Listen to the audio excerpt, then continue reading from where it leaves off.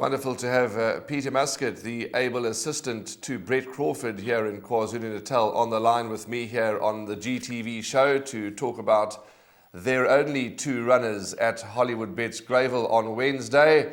And Peter, as always, thank you for your time, thank you for your contribution, and of course, thank you for your willingness. Good morning.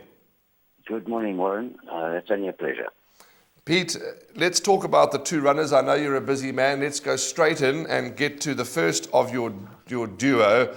Better than the rest in race 4 for Grant Knowles, a syndicate, Diesel Syndicate, Anton Marcus rides.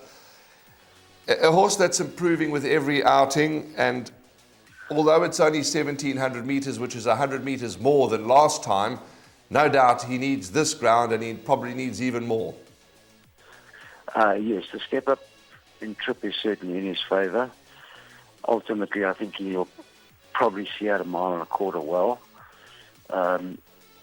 He has progressed quite rapidly since his first start, but in saying that, he's still learning his trade. But he's far more focused after each run he's had. Peter, you can see, as you say, by his form that he's progressing quite quickly.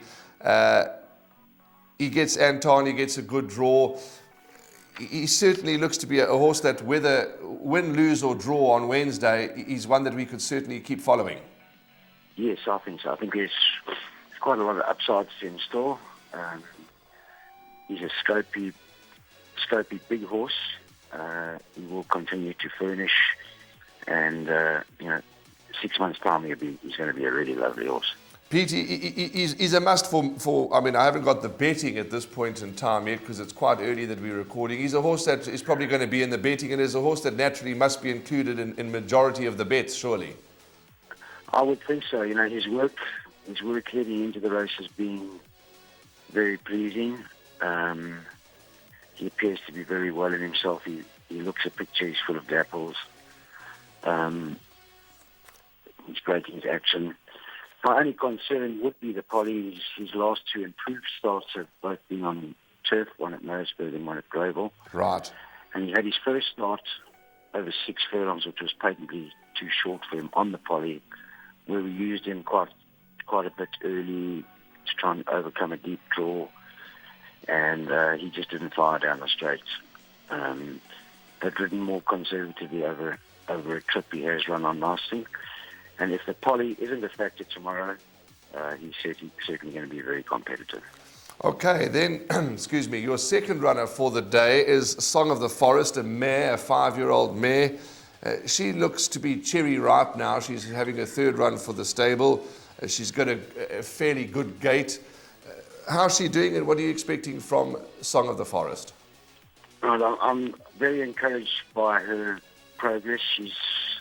Her first start for the yard, she got trapped out deep over a trip, probably too sharp for her.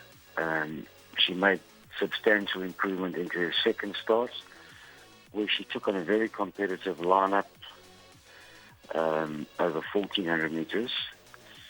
She steps up to the mile tomorrow. As you say, third up should be her peak run. And I do feel the mile will be to her benefit as well. She just took a little while to unwind at the 14. Yes. So probably the step up to the mile is going to be very much to her liking. Peter, well, lovely chatting as always. And just before we end, to have a little bit of fun, because we all know that the biggest certainty in racing is the uncertainty, and it's always an opinion, and we appreciate it. But for a bit of fun before we close, you're going to be driving to Hollywood Bets Gravel with only 2 runners. Would it shock you if you drove home in the afternoon with 100% strike rate? It would please me immensely, I can assure you. It certainly is not impossible. No, lovely, Peter. Always nice to chat to you, and thanks for your contribution to the show. Yeah, it certainly would please you, that's for sure, and not impossible, but we just know that it's a tough game, and we thank you for your contribution and for always being so happy to chat to us, and we wish you a very good day at the races. Thank you very much, Warren. Cheers, Peter. Bye-bye.